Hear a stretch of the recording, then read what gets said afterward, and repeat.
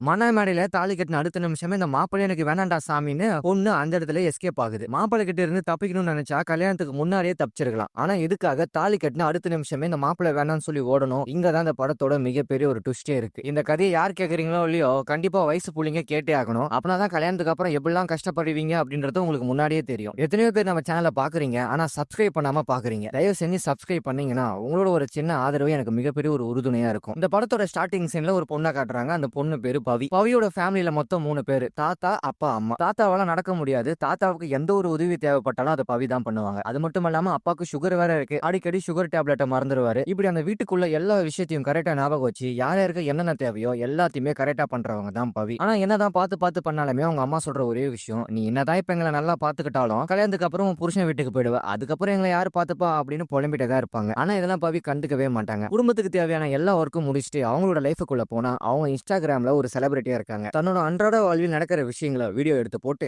அது மூலியமா பணம் சம்பாதிக்கிற பொண்ணு தான் பவி. இப்போ கல்யாண பொண்ணோட குடும்பம் அவங்களோட வாழ்க்கையை பத்தி பார்ப்போம். அப்படியே கல்யாண மாப்பிளைக்கு வந்தா, மாப்பிள்ள துபாயில கஷ்டப்பட்டு வேலை செஞ்சுட்டு இருக்காரு. துபாயில இருக்கிறதுக்கே அவருக்கு சுத்தமா பிடிக்கல. எப்படா ஊருக்கு போலாம் அப்படின்னு நினைச்சிட்டு இருக்காரு. ஆனா என்னதான் பையன் கஷ்டப்பட்டாலும் அவருக்கு இருக்கிற ஒரே ஒரு எய்ம், இப்படியாச்சும் லவ் பண்ணி கல்யாணம் பண்ணணும்னு தான் அவரோட ஆசையே. இதெல்லாம் ஒரு பக்கம் இருக்க, துபாயோட வேலை அவருக்கு சுத்தமா பிடிக்கல. உடனே வேலை செய்யற இடத்துல 2 சரக்கு பாட்டிலோட உள்ள போனதால, ஏன்டா வேலை டேபிள்ல நீ சரக்கு அடிக்கிற அப்படின்னு கம்பெனி முதலாளியே வெளியே போட நாயே அப்படின்னு கழுத்து பிடிச்சி வெளியே தள்ளிடுறாங்க. வேலை போன விஷயத்துக்கு அப்பாவுக்கு போன் பண்ணி சொன்னா அப்பா பயங்கரமா டென்ஷன் ஆகுறாரு. அதோட நானும் அந்த வேலையை விட்டு நிக்கலப்பா, என்ன வேலையை விட்டு தூக்கிட்டாங்க. சரி துபாயில ஏதாவது வேற வேலை தேடுவோம்னு சொல்லி பார்த்தா கூட அவரோட ஒர்க் பர்மிட்டை கேன்சல் பண்ணிட்டாங்க. இப்ப வேற வழியே கிடையாது. நம்ம மாப்பிள்ளை இளனும் இப்ப வீடு திரும்பி தான் ஆகணும். அதோட என்னதான் இளனுக்கு அப்பா பயங்கர ஸ்ட்ரிக்டா இருந்தாலுமே அம்மா பயங்கர சப்போர்ட். கண்ணு நீ எதுக்கும் கவலைப்படாதப்பா, வேலை போனா போயிட்டு போது, நீ உடனே வீடு திரும்பி வாப்பா அப்படின்னு வீட்டுக்கு வர வச்சிடறாங்க. வந்த உடனே அம்மாக்கு அப்படி ஒரு சந்தோஷம். ஆனா அப்பாவுக்கு சுத்தமா கிடையாது. ஏன்னா கஷ்டப்பட்டு உன்னை வெளிநாட்டுக்கு வேலைக்கு அமிச்சா நீ அந்த வேலை வேணான்னு சொல்லி ரிட்டர்ன் வந்திருக்க. இதுக்கப்புறமா உன்னை சும்மா விட்டா உனக்கு பொறுப்பே வராது. வேற வழியே கிடையாது. உனக்கு ஒரு கல்யாணத்தை உன்னை பண்ணிட வேண்டியதான் அப்படின்னு கல்யாண ஏற்பாடு பண்ண ஆரம்பிக்கிறாங்க. அப்பாவும் பையனுக்கு வேலையிலனாலும் பரவாயில்ல, ஒரு கல்யாணத்தை ஒண்ணு பண்ணுவோம் அப்படின்னு அவருக்கு தெரிஞ்ச சர்க்கிள்ல பொண்ணு பார்க்க ஆரம்பிக்கிறாரு. அப்போ ஒரு பொண்ணு கிளிக் ஆகுது. அந்த பொண்ணோட நம்பர் அமிச்சு, தம்பி நீ வேலைக்கு தான் சரியா போகல, இந்த பொண்ணை பார்த்து பேசி முடிச்சு கல்யாணம் பண்ணு, அதுக்கப்புறம் நடக்க வேண்டியது தானே நடக்கும் அப்படின்னு அப்பா அட்வைஸ் கொடுக்குறாரு. சரி நம்ம பையனுக்கு காதல் கல்யாணம் பண்ணணும்னு சொல்லி தான் ஆசை. ஆனா அப்பா பேச்ச மீறி வேற எதுவுமே பண்ண முடியாது. வேற வழியே இல்லாம அந்த பொண்ணோட நம்பரை வாங்கி அந்த பொண்ணு எப்படிதான் இருக்கும் அப்படின்னு பாக்குறதுக்காக அந்த பொண்ணோட நம்பருக்கு ஒரு மெசேஜ் தட்டி விடுறாரு. அதுக்கு அந்த பொண்ணும், நீங்க வெயிட் பண்ணுங்க, நாளைக்கு வந்து நான் எப்படி இருக்கேன்னு சொல்லி காட்டுறேன் அப்படின்னு,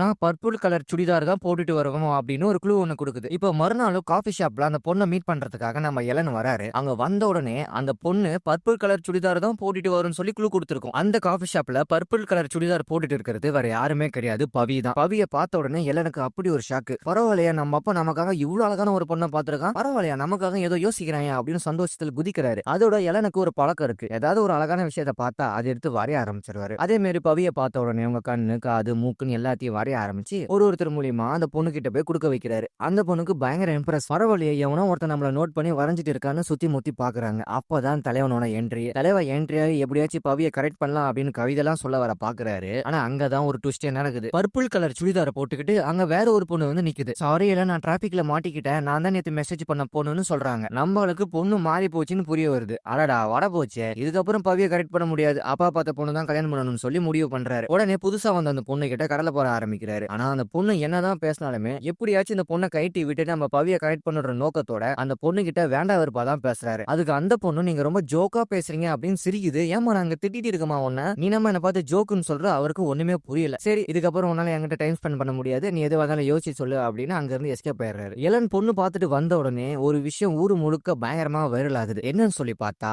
பவி தன்னோட இன்ஸ்டாகிராம் பேஜ்ல, ஹலோ கைஸ், நீங்க எத்தனையோ ரெட் பிளாக பாத்திருப்பீங்க, மொத்தமாவே இருக்கிற ரெட் உருவத்தை பாத்திருக்கீங்களான்னு இளன் அந்த புதுசா வந்த பொண்ணு கிட்ட என்னெல்லாம் பேசினாங்களோ அது எல்லாமே ரெக்கார்ட் பண்ணி சோசியல் மீடியாவில போட்டுட்டாங்க. அதுவும் நம்ம ஆளு சாதாரணமா பேசிருக்க மாட்டாரு. கல்யாணத்துக்கு அப்புறம் நீ என்னதான் பாத்துக்கணும், அது நீ வேலைக்கே போக கூடாது, எப்படியாச்சும் அந்த பொண்ணை கைட்டி விடணும்ன்ற நோக்கத்தோட பேசிருப்பாரு. இந்த விஷயத்த எல்லாமே பவியை நோட் பண்ணி வீடியோல ரெக்கார்ட் எடுத்து சோசியல் மீடியாவில போட்டுட்டாங்க. பொதுவா பசங்க பொண்ணுங்க விஷயத்துல ஒரு சின்ன தப்பு பண்ணாங்களே போட்டு பிதிக்கி எடுத்துருவானுங்க. அதுவும் இளன் வேற பயங்கரமா பேசிருக்காரு. இதுக்கப்புறம் சொல்லவா வேணும், ஊரு முழுக்க இளனோட ரெட் பிளாக் பேச்சு தான். இதனால அவருக்கு பயங்கர அவமானம். அதோட அப்பா பார்த்த பொண்ணு வீட்டுல இருந்து இவரை ரிஜெக்ட் பண்ணிடுறாங்க. கால குடும்படா, நம்ம அந்த பொண்ணை ரிஜெக்ட் பண்ணலாம்னு சொல்லி பார்த்தா அந்த பொண்ணு என்ன ரிஜெக்ட் பண்ணுது. அப்ப இதுக்கெல்லாம் காரணமா இருந்த பவியை நான் சும்மாவே விட மாட்டேன் அப்படின்னு பவியை எப்படியாச்சும் கண்டுபிடிக்க பாக்குறாரு. அப்ப திடீர்னு ஒரு நாள் பவியும், ஹலோ கைஸ், நான் பக்கத்துல இருக்கிற ஷாப்பிங் மால தான் ஷாப்பிங் வந்திருக்கேன், இங்க இருக்கிற பொருள் எல்லாமே நல்லா இருக்கும் அப்படின்னு லைவ்ல ப்ரொமோஷன் போட்டுட்டு இருக்காங்க. உடனே இளன் அந்த லைவ பாத்துக்கிட்டு அவ பக்கத்துல இருக்கிற ஷாப்பிங் மால தானே இருக்கா, அவ எப்படியாச்சும் துரத்தி பிடிக்கணும் அப்படின்னு பயங்கரமா தெரிச்சு ஓடுறாரு. ஆனா அந்த ரெட் பிளாக் நம்மள துரத்திட்டு வரன்ற விஷயம் பவிக்கு தெரிஞ்சு போச்சு. உடனே அங்க இருந்து எஸ்கேப் ஆக பாக்குறாங்க. ஆனா ஆனா மாலுக்குள்ள சுத்தி சுத்தி ஓடியும் இதுக்கப்புறம் போக வழி இல்லாம ஒரு கடைக்குள்ள போய் லாக் ஆயிடுறாங்க. உடனே எலனும் பயங்கர கோவத்தோட பவி கிட்ட வராரு. அதுக்கு அவங்களும் இங்க பாருங்க அந்த ரெட் ஃபிளாக் வந்து துரத்தி துரத்தி ஃபாலோ பண்ணி என்ன டார்ச்சர் பண்றான் அப்படின்னு மறுபடியும் ஒரு லைவ போடுறாங்க. இன்ஸ்டாகிராம்ல லைவ் வச்சலாம் போடுற போடு போடு போடு. நானும் இந்த மக்கள் கிட்ட நிறைய பேசணும். மக்களே நான் ஏன் ரெட் ஃபிளாக்னு சொல்லி நீங்க நினைச்சீங்கன்னா காபி ஷாப்ல அழகான ஒரு பொண்ணை பார்த்தேன். ஆனா அப்பான்னு பார்த்து எங்க அப்பா நான் பாக்குற பொண்ணை தான் நீ கல்யாணம் பண்ணணும் சொல்லிட்டாரு. இதுக்கப்புறம் அந்த பொண்ணை எப்படியாச்சும் கழட்டி விட்டு ஆகணும் தான் நான் அந்த மாதிரி தப்பா பேசினேன். லவ் பண்ணி கல்யாணம் பண்ணணும் அப்படின்றத எனக்கு ஒரு மிகப்பெரிய ஆசையே. எனக்கு பிடிச்ச ஒரு பொண்ணை பார்த்தேன், அவளோட கண்ணை பார்த்தேன். அதுக்கப்புறம் அவகிட்ட எப்படியாச்சும் ப்ரோபோஸ் பண்ணலாம் சொல்லி ட்ரை பண்ணேன். ஆனா அதுக்கு முன்னாடியே ஏகப்பட்ட டிராமா நடந்துருச்சு. ஆனா இப்போ அந்த பொண்ணுக்கு பக்கத்துல தான் நான் நின்னுட்டு இருக்கேன். இப்போ அந்த பொண்ணு சம்மதிச்சா ரெட் பிளாகா இருக்கிற நானு அந்த பொண்ணோட தயவுல கிரீன் பிளாகா மாறிடுவேன். எலன் பேசின விஷயம் பவிக்கு ரொம்பவே பிடிச்சிருக்கு. பரவாயில்லையே பையன் நல்லா தான் பேசுறான். அவன் என்ன ப்ரொபோஸ் பண்ண விஷயம் பவிக்கு நல்லாவே தெரியுது. ஆனா என்னதான் இருந்தாலும் முன்ன பின்னு தெரியாத ஆளு கூட எப்படி கல்யாணம் பண்றது, நம்ம பழகி பார்ப்போம் அப்படின்னு ரெண்டு பேருமே வாங்க பழகலாம் அப்படின்னு ஒரு கோர்ஸை ஒண்ணு ஸ்டார்ட் பண்றாங்க. ஆரம்ப காலகட்டத்துல பைக்கு பார்க்கு பீச் சினிமான்னு பயங்கரமா ஊர சுத்துறாங்க. இப்படியே போயிட்டு இருந்த இவங்களோட காதல் பரிணாம வளர்ச்சி அடைஞ்சு வீட்டுக்குள்ள போய் குஜிலி மஸ்த் பண்ற அளவுக்கு வந்துருச்சு. ஆனா அப்பான்னு பார்த்து எலனோட மொத்த ஃபேமிலியுமே இவங்க ரெண்டு பேரும் பண்ண விஷயத்த பாத்துறாங்க. ஏன்னா அவன் பகல் டைம்ல நைட் ஷோ காட்டுறான் அப்படின்னு மொத்த குடும்பத்துக்கு பயங்கர ஷாக்கு. இதுக்கப்புறம் எப்படி பொறுக்க முடியும், பையனுக்கு அந்த பொண்ணு பிடிச்சிருக்க போல, வேற வழியே கிடையாது அப்படின்னு பொண்ணு வீட்டுல போய் பொண்ணு கேக்குறாங்க. இப்போ ரெண்டு வீட்டாரும் பேசி முடிச்சு ஒரு சம்மதத்தோட நாங்க கல்யாணத்துக்கு ஓகே சொல்றோம் அப்படின்னு ஒரு நல்ல நாள் பார்த்து தட்டு மாட்டி கல்யாணத்துக்கான எல்லா ஏற்பாடும் நடந்துட்டு இருக்கு. ஆனா காதலிக்கிறவங்க கிட்ட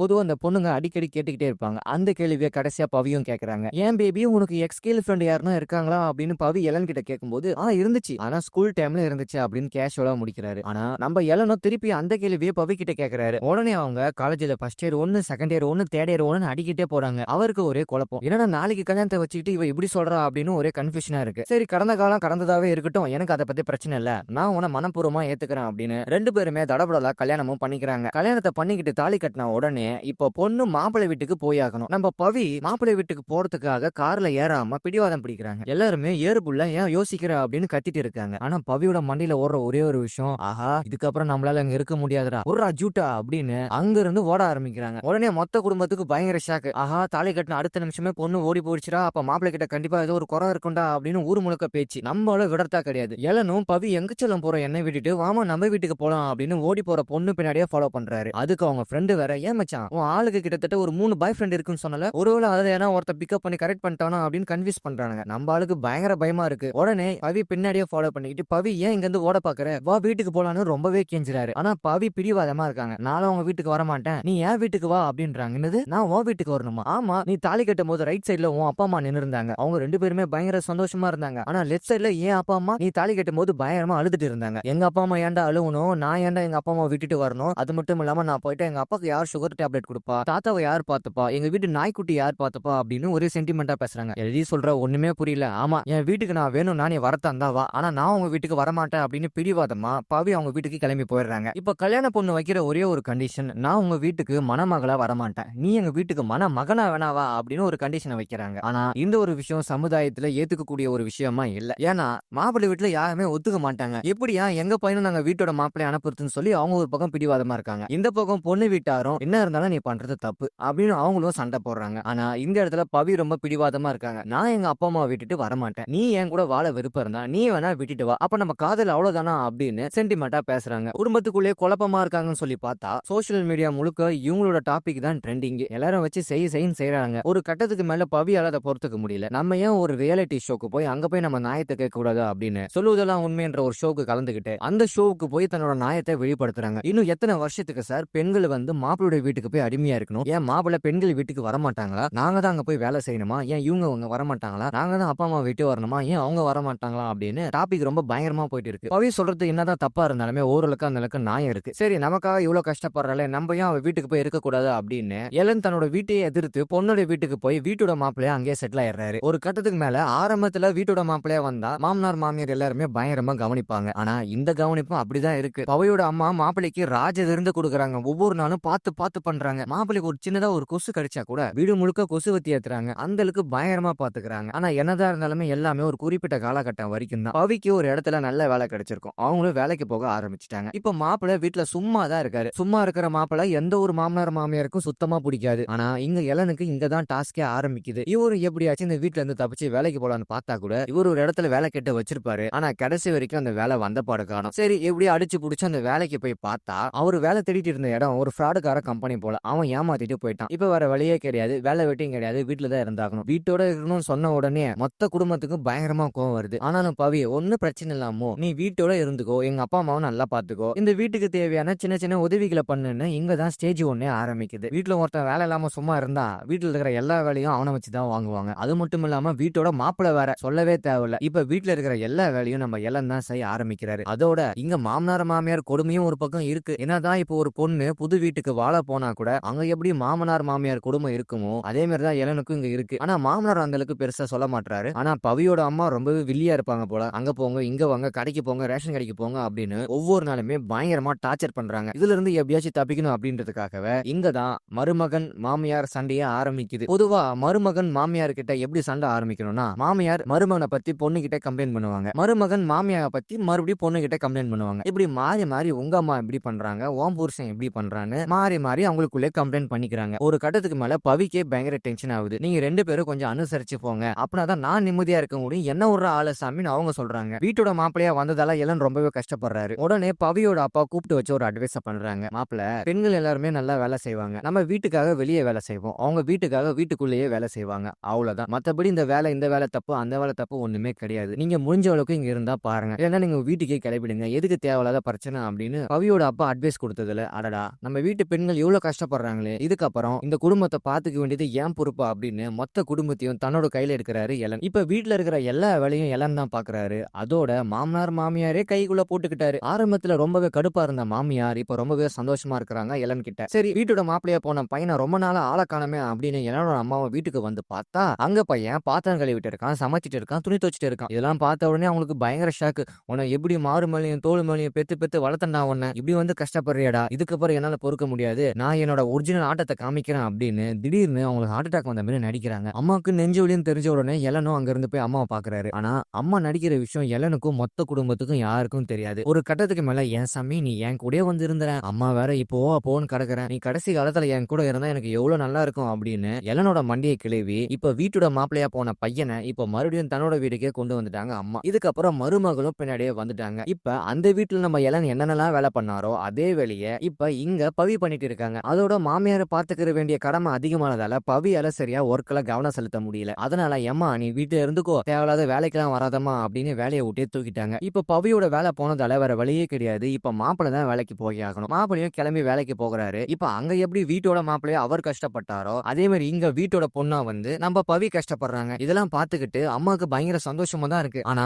என்னதான் இந்த விஷயத்த மூடி மூடி மறைச்சாலுமே உண்மை ஒரு நாள் வெளியே வந்துரும். அதே மாதிரிதான் எலனோட அம்மாவுக்கு உடம்பு சரியில்லைன்றதுக்கு போய் அப்படின்ற விஷயம் எல்லாருக்கும் தெரிய வருது. உடனே எலனும் பவியும் பயங்கரமா டென்ஷன் ஆகுறாங்க. அது மட்டும் இல்லாம பவியோட வேலை போயிடுச்சு, அதோட அவங்க வீட்டை விட்டு வந்துட்டாங்க. இந்த நடக்கிற விஷயத்தெல்லாம் பார்த்து பவியால தாங்க முடியல. உடனே அவங்களும் இதுக்கப்புறம் என்னால இந்த வீட்டுல இருக்க முடியாது, எலன் வா நம்ம வீட்டுக்கு போலாம் அப்படின்னு அவரோட கணவரை கூப்பிடுறாங்க. ஆனா என்னால எங்க அம்மா விட்டுட்டு வர முடியாது, 1000 தான் எங்க அம்மா போய் சொன்னாலுமே அவங்க எனக்காக தான் சொன்னாங்க, இன்னும் எத்தனை நாளைக்கு தான் அவங்க வீட்டுல இருக்கிறது, நீ இங்கே இரு அப்படின்னு அவர் பேட்டை திருப்பி மாத்தி போடுறாரு. இப்ப பவிக்கும் எலனுக்கும் பயங்கரமா சண்டை. நீ வந்தாவா வராட்டிப்போ, நான் எங்க வீட்டுக்கு போறேன்டா அப்படின்னு கோச்சிக்கிட்டு பவி மறுபடியும் அவங்களோட வீட்டுக்கு கிளம்பி போயிடுறாங்க. இப்ப மறுபடியும் இந்த ரெண்டு குடும்பத்துக்கு நடுவுல சண்டை உருவாகுது. அப்ப மாப்பிளையோட அப்பா இதுக்கப்புறம் அந்த பொண்ணு கூட நீ வள தேவலப்பா, அந்த பொண்ணை டைவர்ஸ் பண்ணிட்டு நீ வேற ஒரு கல்யாணம் பண்ணிக்கோ அப்படின்னு அட்வைஸ் பண்றாரு. அது மட்டும் இல்லாம அப்பா இவ்வளவு சொல்றாரு, இது வரைக்கும் நம்ம அப்பா பேச்சு கேட்டதே கிடையாது, இந்த ஒரு தடவையாச்சும் அப்பா பேச்சு கேட்போம் அப்படின்னு எலனும் அந்த கல்யாணத்துக்கு ஓகே சொல்றாரு. இப்ப ரெண்டாவது கல்யாணம் பண்றதுக்காக மனமேடையில உட்காந்துட்டு இருக்காரு எலன். இங்கதான் ஒரு மிகப்பெரிய ஒரு ட்விஸ்டே. அவரோட ரெண்டாவது கல்யாணத்தோட மனப்பெண்ணே வேற யாருமே கிடையாது, அங்கேயும் பவிதா இருக்காங்க. அப்பதான் அவங்க அப்பாவை திரும்பி பாக்குறாரு. ஏண்டா ரெண்டாவது கல்யாணம் பண்ணிக்கும்னு சொன்ன உடனே இந்த பொண்ணை விட்டு போயிடலான்னு பாத்தியா,